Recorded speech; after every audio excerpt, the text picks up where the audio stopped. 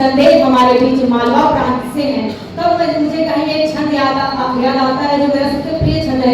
मेरे बाबूजी की भी उपस्थिति आदमी की उपस्थिति होती है कि शत्रुओं के दंभ को निचोड़ के जो छोड़ दे तब बाजुओं का ऐसा फौलाद लिख दूंगी मैं। काल पे कपाल पे विकाल सा विराजता जो मृत्यु के समक्ष शंखनाद लिख दूंगी मैं। वक्ष पे जने उठाए मुझ गर्व से सवारे गर्जना से सिंहनाद लिख दूंगी मैं। भारती की आरती में खुद को चढ़ाने वाला वीर चंद्रशेखर आजाद लिख दूंगी मैं। वीर चंद्रशेखर पृथ्वी आजाद ने जोरदार तालियों की तारीफ।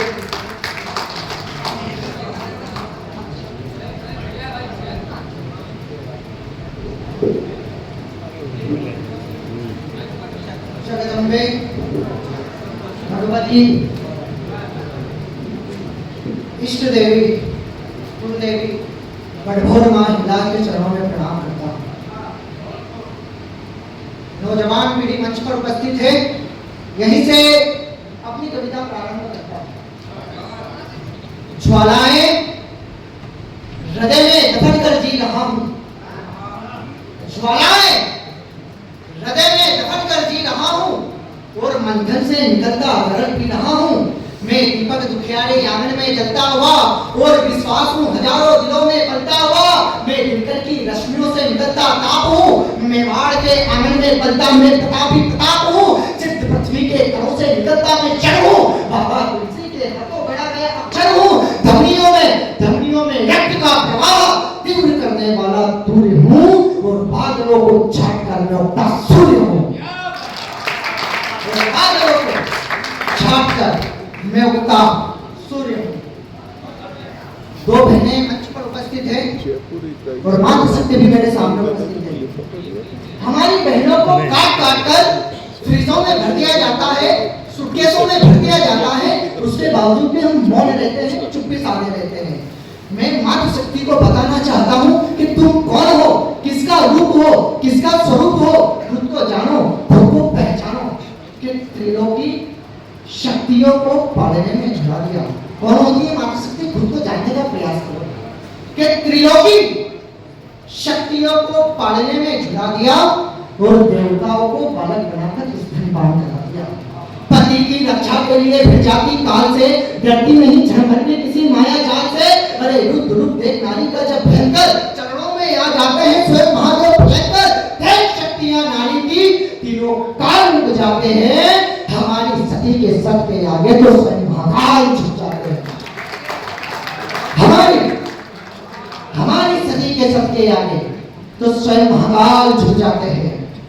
मालवा से आता हूं, बाबा महाकाल के चरणों में 4 पंक्तियां निवेदित करने का प्रयास करता हूं। कि भूत प्रेत दानवों के प्रिय आप देवता, कि भूत प्रेत दानवों के प्रिय आप देवता। हाथ जोड़ रूप घोर पृथ्वी आज देखता। देखते हैं आज हम ये गण भरी जटाओं को, देखते हैं नित्य नट राज की कलाओं को। बज रहे मृदंग भुजंग है, बज रहे हैं दिव्य ताल में ये डम डम डम है। नीलकंठ भस्मधारी आप ही कंकाल है और अकाल मौत से बचाने वाले महाकाल, और अकाल मौत से बचाने वाले। दिल्ली के इस मंच पे खड़ा हूं। हम नवांकुरों के लिए ये लाल किले का मंच है। मैं हमारे इस लाल किले के मंच से एक बात कहना चाहता हूं। कुछ लोग खड़े होकर बोल देते हैं चौराहों पर कि संविधान में परिवर्तन कर रहे हैं, संविधान में परिवर्तन कर रहे हैं।